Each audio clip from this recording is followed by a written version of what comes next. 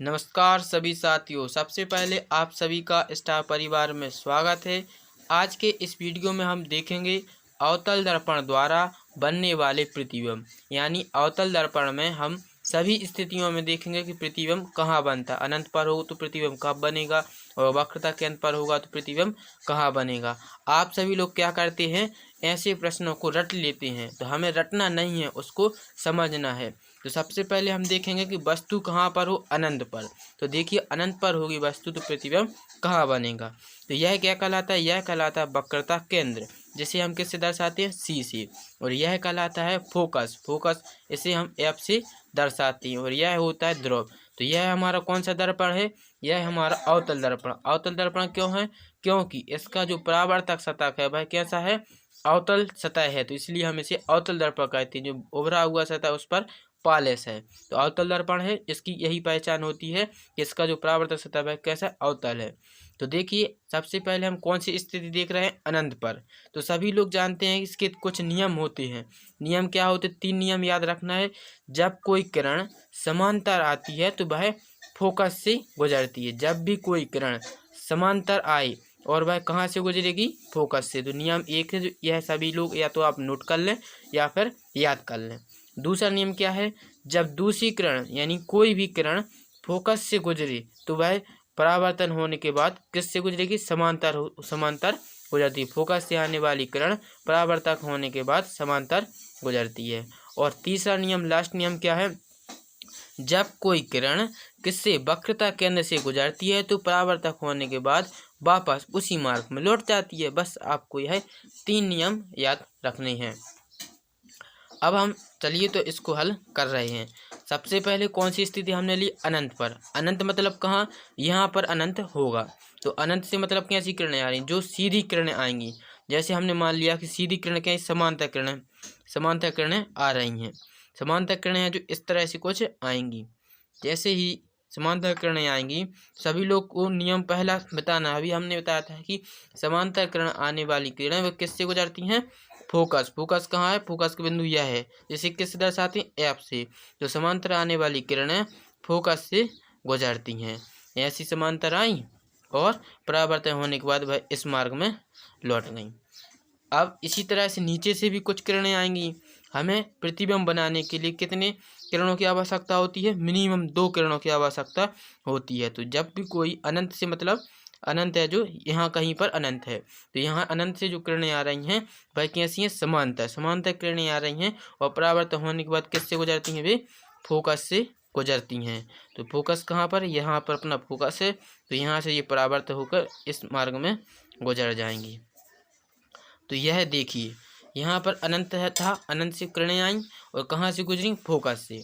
तो देखो सबसे पहले क्या आप इस चित्र से समझ सकते हैं, क्या समझ रहे हैं। देखिए जब वस्तु कहाँ पर हो, अनंत पर, एक स्थिति हो गई। हम यहाँ पर आप एक तालिका बनाकर लिख भी सकते, नीचे स्थिति लिखेंगे, स्थिति कहाँ पर, अनंत पर। फिर लिखेंगे प्रतिबिंब की स्थिति, प्रतिबिंब कहाँ बन रहा है, यहाँ पर। यह बना हमारा प्रतिबिंब कहाँ बनता है, जहाँ 2 रेखाएं एक दूसरे को काटें। जैसे यहाँ पर काटी फोकस पर, तो 2 रेखाएं काटते हैं तो प्रतिबिंब कहाँ बना हमारा, फोकस पर। और यह कैसा बना, बहुत ही छोटा। आप देख रहे हैं वस्तु तो कहाँ थी, अनंत पर, और प्रतिबिंब बना फोकस पर, और बहुत कैसा बना, बहुत छोटा बिंदु साइज का। और यह कैसा बनता है, वास्तविक एवं उल्टा। तो यह कहाँ पर होगी, वस्तु जब अनंत पर हो। अब देखो पहली स्थिति समझ गए। अब क्या करते थे आप लोग, यही स्थिति को रटते थे और आप है जो बहुत कन्फ्यूज हो जाते थे कि वस्तु अनंत पर है तो क्या बनेगा, वक्रता केंद्र पर। नहीं, अब आप नहीं भूलेंगे। जब तक आप समझेंगे नहीं तब तक आपको यह डाउट बना रहेगा। तो पहली स्थिति आपको कन्फर्म हो गई। अब हम अगली स्थिति देखते हैं, दूसरी स्थिति।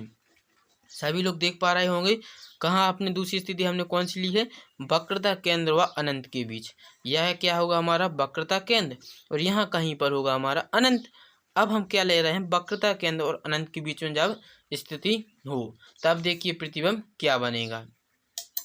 जैसे ही हम जब इसका प्रतिबिंब बनाएंगे तो सबसे पहले क्या करना है, एक समांतर रेखा लेनी है। इस तरह से हम एक समांतर रेखा हमने खींच ली और यह क्या करेगी, परावर्तक होकर किस मार्ग से, कहाँ से लौटेगी, यह फोकस से गुजरेगी। ठीक, यह इस तरह से फोकस से गुजर जाएगी। अब देखिए जैसे ही यह इसमें रेखा में गुजरेगी तो फिर क्या होगा, अब अगली रेखा कहाँ से गुजरेगी। सबसे पहले क्या करना है आपको, यहाँ पर ऐसे तीर के निशान, सबसे पहले एक समांतर रेखा आई और यह है जो फोकस से होते हुए वापस लौट गई। अब दूसरी रेखा कहाँ से जाएगी, अब दूसरी रेखा जाएगी हमारी वक्रता केंद्र से या फिर फोकस से जाएगी। तो यह कैसी जाएगी, फोकस से जाएगी और यहाँ पर लौट जाएगी। यहाँ से दो रेखाएं जा सकती हैं, या तो आप सीधा इस तरह से बनाओ। यहाँ पर हमारा क्या अवतल दर्पण जो छोटा पड़ रहा है इसलिए हम फोकस से गुजारेंगे। तो यहाँ से हम गुजारेंगे इस तरह से। तो ये आप देखिए प्रतिबिंब कहाँ बनेगा, ऐसा आएगी यह किरण और ऐसी किरण आई और है जो यह हमारा प्रतिबिंब है जो इस तरह से। अब क्या होगा, समांतर रेखा जाएगी। तो समांतर रेखा है जो इस तरह से इस मार्ग में थोड़ी तिरछी हो गई, इस मार्ग में लौट जाएगी। तो यह समांतर बनाना है, थोड़ी मिस्टेक हो गई है। तो यहाँ पर प्रतिबिंब यहीं कहीं पर बनेगा। तो यह जो प्रतिबिंब देखिए कैसा बन रहा है, यहाँ पर दो रेखाएं काट रही हैं, यहाँ से आई और इस तरह से मुड़ गई, यहाँ पर प्रतिबिंब बना। तो इस तरह से यहाँ सा प्रतिबिंब बनेगा। यह कैसा बना, उल्टा। तो यहाँ पर क्या नाम दे देंगे कि बी डैश और इसका नाम ए डैश। अब क्या समझ रहे हो इससे, देखिए जब कोई वस्तु वक्रता केंद्र और यहाँ पर होगा अनंत, वक्रता केंद्र और अनंत के बीच में होती है तो प्रतिबिंब कैसा बना, वास्तविक उल्टा। और यह कैसा, वस्तु से बड़ा है कि छोटा, आप बताइए प्रतिबिंब कैसा बन रहा है। देखो वस्तु, देखो जब हमने वस्तु को कहाँ रखा, वक्रता केंद्र और अनंत के बीच में रखा, तो यह जो प्रतिबिंब है जो हमारा कैसा बना, यह बनेगा हमारा छोटा। वस्तु से कैसा बन रहा है, छोटा। वस्तु पहले ज़्यादा थी, आपको समझ नहीं रहे क्योंकि यह जो समांतर रेखा है वह हम पे थोड़ी टेढ़ी हो गई। तो कैसा बनेगा, प्रतिबिंब छोटा बनता है और वास्तविक उल्टा। समझ गए। अब हम आगे देखते हैं अगली स्थिति। अगली स्थिति क्या है, वक्रता केंद्र पर। जब वस्तु देखो बिल्कुल कहाँ पर, वक्रता केंद्र। यहाँ सी मतलब क्या होता है, वक्रता केंद्र। एफ मतलब फोकस।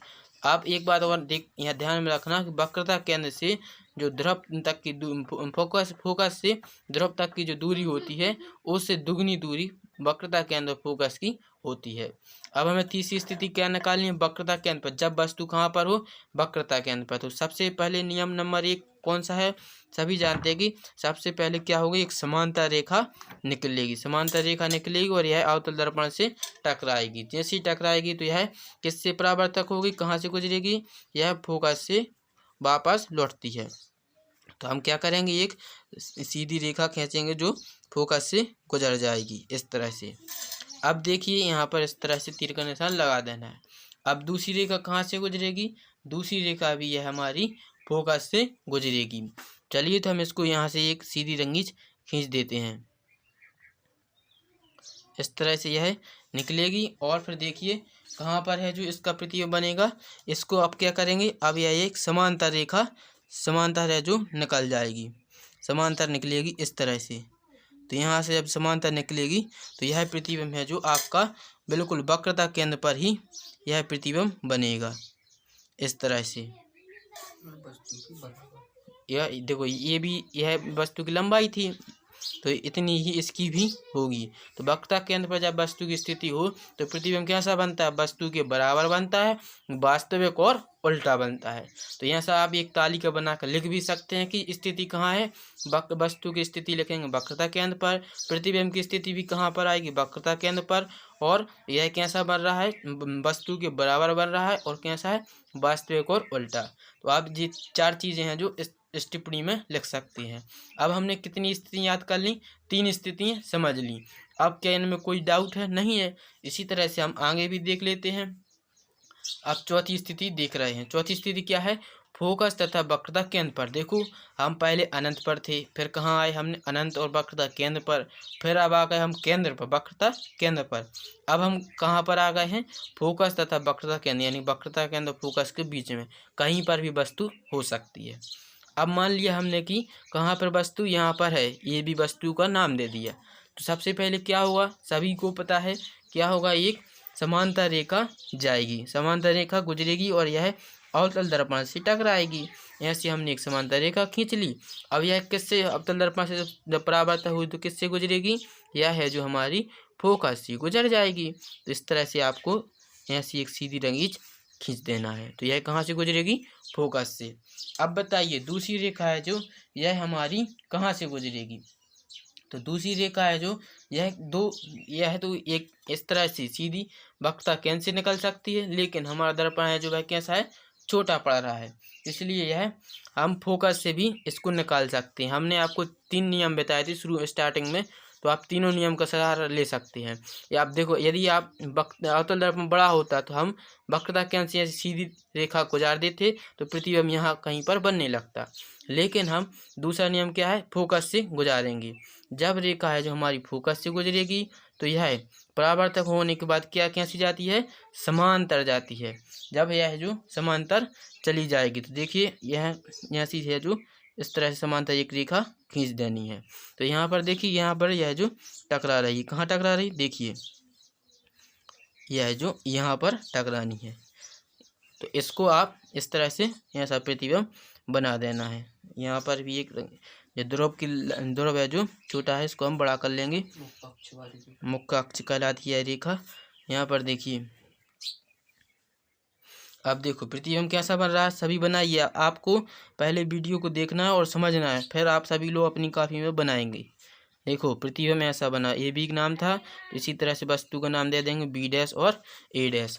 अब हमें इसमें बताइए हमारा है जो स्थिति कहाँ पर है? सबसे पहले लिखेंगे स्थिति, वस्तु की स्थिति कहाँ पर है? फोकस तथा वक्रता केंद्र के बीच में। यहाँ दिखा रही है आपको वस्तु। और प्रतिबिंब कैसा बन रहा है? प्रतिबिंब वास्तविक उल्टा प्रतिबिंब बन रहा है। ये भी वस्तु थी, इसका प्रतिबिंब कैसा बना? बी डैश ए डैश। तो उल्टा प्रतिबिंब बन रहा है और वस्तु से बड़ा बन रहा है। तो सभी लोग समझ गए। अब ये इसमें रटना नहीं है हम, क्योंकि जानते हैं कि यह प्रतिबिंब कैसे बनते हैं। अब वक्रता केंद्र वस्तु यहाँ पर भी हो सकती है, यहाँ पर आप कहीं भी स्थित वस्तु को रख कर प्रतिबिंब बना सकते हैं। अब हम अगली स्थिति देखते हैं, 5वीं स्थिति फोकस पर, क्योंकि अब अभी कहाँ थी? वक्रता केंद्र फोकस के बीच। अब हम वस्तु को थोड़ा और आगे को सरकाएंगे और यहाँ पर कहाँ पर आ गई? अब फोकस पर। चलिए तो सभी लोग फोकस पर रखकर वस्तु को बना लेते हैं। जैसे ही हम इसको बनाएंगे तो सबसे पहले क्या करना है? अब तो आप बता ही सकते हैं। सबसे पहले एक समांतर रेखा खींचनी है और उसके बाद क्या करना है? यह जो रेखा है जो कहाँ से गुजर जाएगी? अब फोकस से निकल जाएगी। तो ऐसा है जो आपको इस तरह से एक लाइन खींच देनी है ऐसी, यह जो इस मार्ग में लौट जाएगी। अब दूसरी क्या है? इसको क्या करना है? यह वक्रता केंद्र से एक रेखा है जो खींच देनी है। तो यहाँ पर आप इस तरह से यह रेखा खींचेंगे, हम देखते हैं ऐसी बिल्कुल आपको सीधी रेखा खींचनी है, क्योंकि वस्तु से यह टच होकर ही निकलेगी। तो यहाँ पर आपको यहाँ पर देखिए टच होकर वस्तु से गुजारनी है। तो यहाँ पर देखिए, और एक नियम आपको बताया था लास्ट में, जब भी वक्रता केंद्र से कोई रेखा गुजरती है तो उसी मार्ग में वह परावर्तन होने के बाद वापस लौट आती है, यानी जैसे यह जाएगी ऐसे ही वापस लौट आएगी। अब देखिए, अब यदि हम यह रेखा आगे भी बढ़ाएं, यानी आगे तो अब जा नहीं सकती, दर्पण है, तो आप डैश कर सकते हैं। तो यह रेखा यदि यह वहाँ पर बढ़ाएं या फिर यहाँ तक अनंत तक ले जाएं, तो यह जो रेखा है कभी एक दूसरे को नहीं काटेंगी, यानी प्रतिबिंब कहाँ बनेगा? अनंत पर। हम ऐसा मान लेते हैं कि यदि कहाँ मिलती हैं? अनंत पर मिल रही हैं, तो इसलिए हम मान लेते हैं कि प्रतिबिंब कहाँ बनेगा? अनंत पर। लेकिन आप खुद देख सकते हैं दोनों रेखाएं कैसी हैं? समांतर है। तो यह जो एक दूसरे को कभी नहीं काटेंगे, इसलिए प्रतिबिंब कहाँ बनेगा? अनंत पर बनेगा। यह फोकस पर हो गया। अब लास्ट स्थिति बचती है फोकस तथा ध्रुव के बीच में, जब वस्तु कहाँ हो? फोकस और ध्रुव के बीच में। अभी देखो, सबसे पहले हमने स्टार्टिंग कहाँ से की थी? अनंत पर। वस्तु कहाँ थी? अनंत पर। फिर वस्तु को हमने थोड़ा पास लाई, यानी वक्रता केंद्र अनंत के बीच हो गई। फिर वक्रता केंद्र पर आ गई। अब हमने फिर क्या किया? वक्रता केंद्र फोकस के बीच में वस्तु को रखा। फिर कहाँ रख दिया हमने? फोकस पर। अब लास्ट स्थिति बचती है कि जब वस्तु फोकस और ध्रुव के बीच में हो। सबसे पहले वही करना है जैसा हमने अभी किया है। क्या करेंगे? सबसे पहले क्या करेंगे? वस्तु से एक समांतर रेखा खींचेंगे, इस तरह से एक समांतर रेखा खींचेंगे। यह कहाँ जाएगी? टकराएगी और वापस है जो फोकस से होकर वापस गुजर जाती है। बस हमें यह 3 नियम याद रखना है, आप सारी स्थितियों पर प्रतिबिंब बना सकते हैं। ऐसा है जो आपको यह रेखा वापस निकाल देनी है। फिर अगली रेखा है जो कहाँ से गुजरेगी? यह वक्रता केंद्र से गुजरी जाएगी। वक्रता केंद्र से कैसे गुजरेगी, वस्तु को टच करते हुए वक्रता केंद्र से निकाल देनी है। तो सभी जानते हैं वक्रता केंद्र से गुजरने वाली रेखा वापस प्रतिबिंब से परावर्तक होने के बाद यह वापस उसी मार्ग में निकल सकती है। तो यहाँ पर देखिए यह जो इस तरह से जाएगी और इसी मार्ग में वापस लौट आएगी। तो जब वस्तु कहाँ पर है, फोकस तथा ध्रुव के बीच में है, तो प्रतिबिंब कहाँ बन रहा है। अब देखिए यह जो इस तरफ तो नहीं मिल रही, क्योंकि आप देख रहे हैं कि जैसे जैसे हम इस रेखा को आगे बढ़ाएंगे तो यहाँ पर यह डिस्टेंस बढ़ती जा रही है। देखो यहाँ पर पास थी, फिर थोड़ी दूर हो गई और दूर हो गई।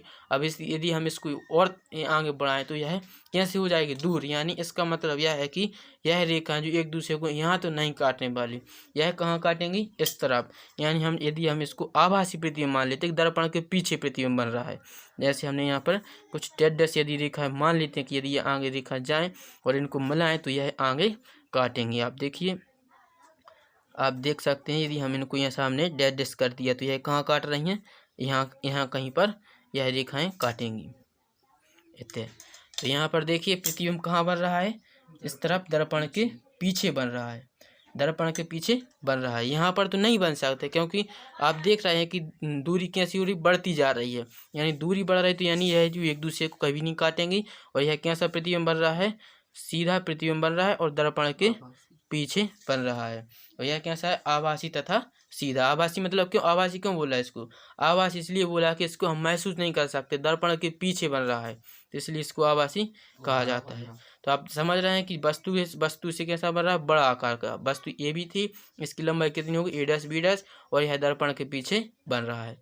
तो हमने आपको सभी स्थितियों को समझाने की कोशिश की है। यदि आपको यह समझ में आया हो तो चैनल को लाइक करें और आपके अन्य दोस्तों तक शेयर भी करें।